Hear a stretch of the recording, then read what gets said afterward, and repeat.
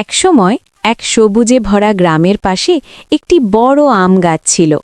সেই গাছের ডালে ছোট্ট একটি বাসায় থাকত দুটি টুনি পাখি, টুনি আর মুনি।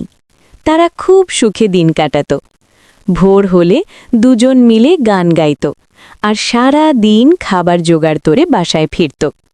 কিছুদিন পর টুনি পাখি বাসায় কয়েকটি সুন্দর ডিম পাড়ল। ডিমগুলো দেখে দুজনের চোখ আনন্দে ঝলমল করে উঠল। তারা স্বপ্ন দেখতে লাগল, কত সুন্দর হবে তাদের ছোট ছোট ছানারা। আরও উঁচু ডালে ঘন পাতার আড়ালে নতুন করে বাসা বানাল। সময়ের সাথে সাথে আবার ডিম পাড়ল টুনি পাখি। এবার তারা পালা করে পাহারা দিল। কাক আর কাছে আসতে পারল না। কয়েকদিন পর ডিম ফুটে বের হলো ছোট ছোট ছানা। তাদের কিচিরমিচির শব্দে গাছটা আবার আনন্দে ভরে উঠল।